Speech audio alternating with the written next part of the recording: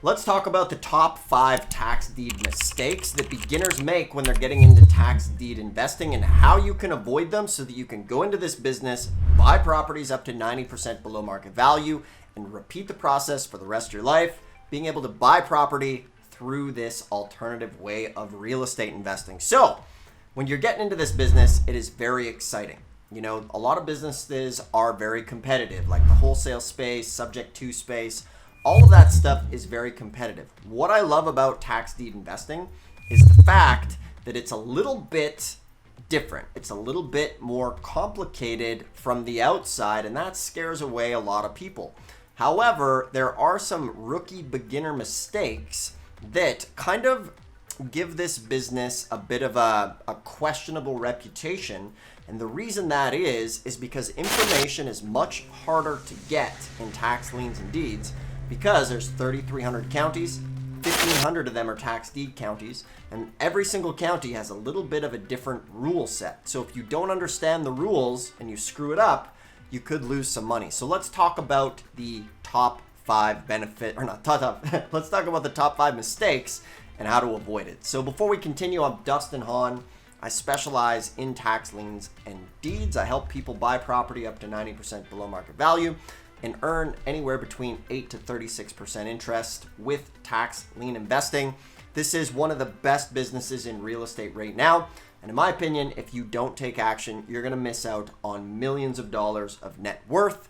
And if you're not subscribed, make sure to subscribe. Give the video a thumbs up if you like this information. Leave a comment. Make sure to grab the free training, ABCs of Tax Lien and Deed, along with a free mini course in the description below. Totally free, my gift to you. So, number one of the big things is bidding without researching or seeing the property. One of the biggest mistakes you can make is just get the list. Say a property's worth $100,000 and the opening bid is $5,000. You're like, oh, okay, great, cool. You go, you look at it on Google Earth, and all of a sudden, it looks amazing. You buy it. Ooh, good deal, right? But what you don't realize is that property burnt to the ground 6 months ago. Do your research. Put your eyes on the property. Don't ever bid blindly at a tax deed sale. I see it all the time where people lose their money because they're lazy. Don't be lazy. Put in some effort. If you're doing it remotely, get pictures of the property. Okay? Very, very important.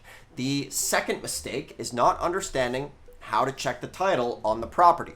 Because what happens here is you need to make sure the county has done their job properly. And what that means is notifying everybody who has an interest in the liens on the property, meaning like the chain of liens. The tax lien is always the priority lien. When it forecloses, it wipes out everybody else, hence giving you a property free and clear, mortgage free at a tax deed sale. However, what can happen sometimes is the county might make a mistake.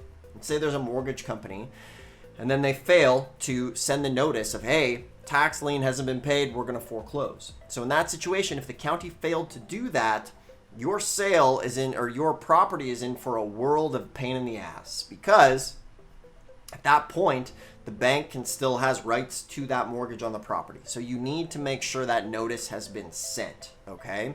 Now, worst case scenario, you can reverse the sale a lot of the times, but save yourself a big headache by doing some research on the property. Now, if you want my help with this, you can click the link below and book a call, and you'll either speak with me or one of my teammates, and we'll build you a plan, show you what to do, save you 3 to 5 years of trial and error, and show you exactly how to do this business. So there's a link below if you want some personalized one-on-one help in this business, okay? The third mistake, can't keep track of my numbers here, is overbidding on a property.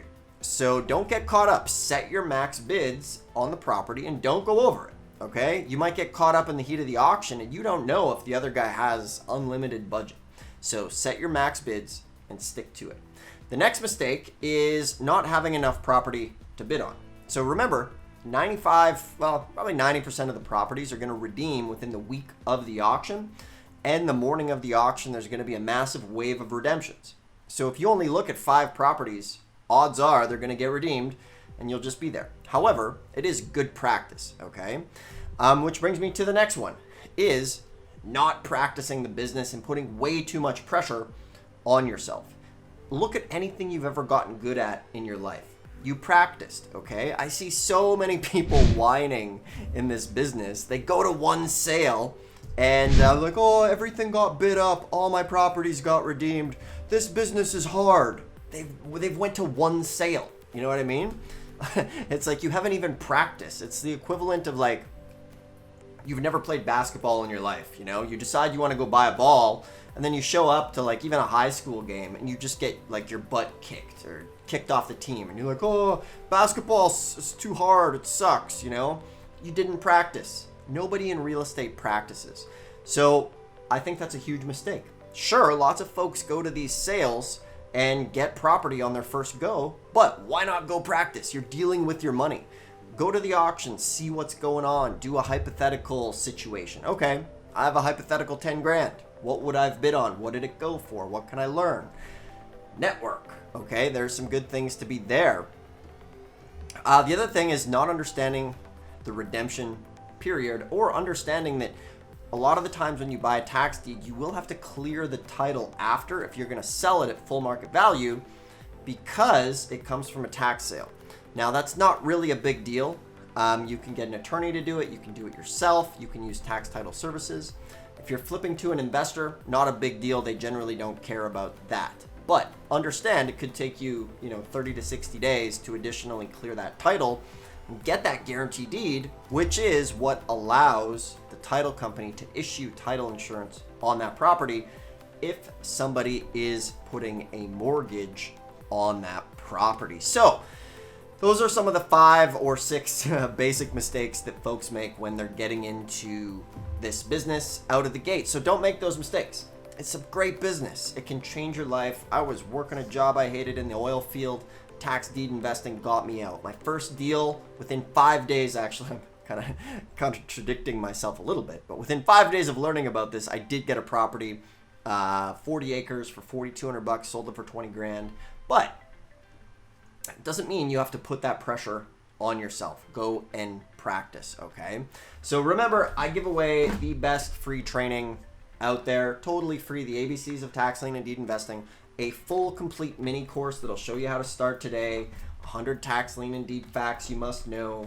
From there, how to buy a property, profitable, tax lien or deed in 30 days, tax lien and deed investing 101, on demand, or you can book a call with us and we'll show you. Either you'll speak to me or my senior director, and we'll just show you how to do it, show you where to go, how to bid, what to do, how to do it. So once again, thanks a lot for tuning in. If you're not subscribed, hit the subscribe button. Thumbs up the video if you like it. It helps the algorithm get the word out there to the new investors. And once again, I really appreciate you tuning in, taking the time, and we'll catch you on the next one.